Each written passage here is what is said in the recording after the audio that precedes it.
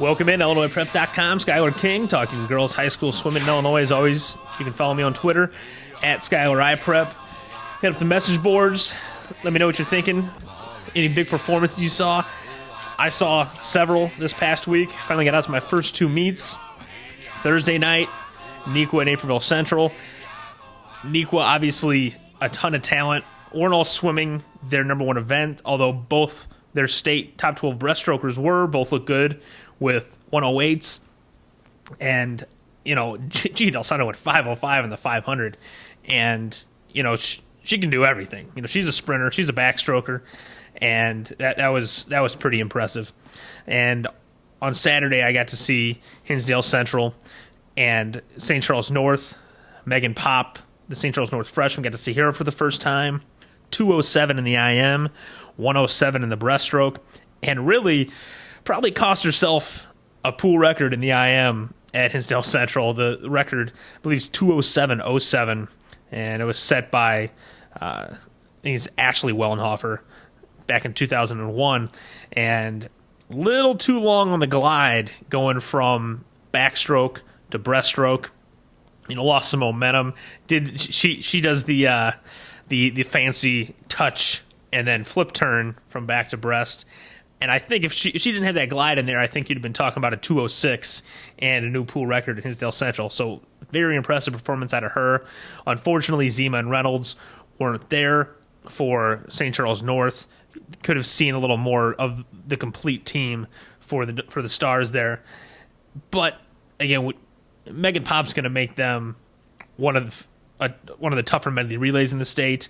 She's going to be top 6 twice if everything shakes out properly, and she's just an incredible talent. Hinsdale Central, obviously one of my top 10 teams. They really didn't swim any of the events that they would if they were putting together their best lineup.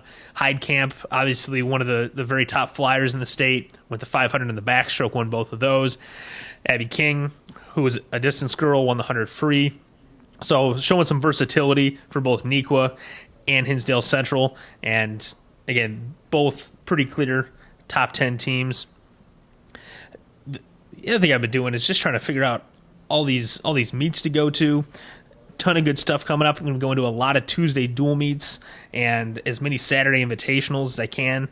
I think that the next one I'll be hitting is on the 17th, the Glenbrook North Sprint Classic, and then all through October, you got all sorts of good stuff. Also in September, that Rosary invite. So if you're a fan of swimming, there's going to be a ton of stuff in October. You got the Sandburg Invitational, you got the St. Charles North Invitational, you have Nutra Relays, which for boys and girls is always one of the top meets of the year. And, you know, then you're pretty much jumping into conference sectionals and state.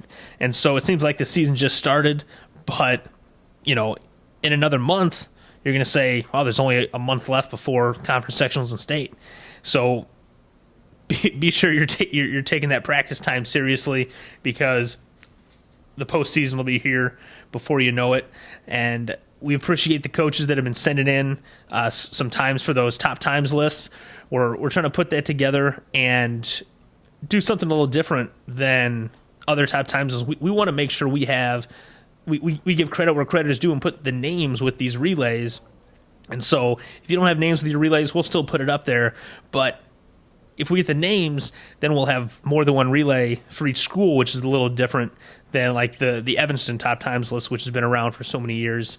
You know, if you have a lot of depth on your team and you have different girls that can switch in and out of relay spots, then, you know, they'll all get that credit of being up there on the list, not just your fastest time of the year.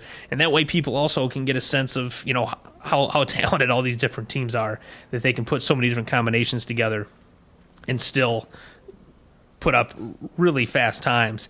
And I think that's one of the things you saw with Neuqua.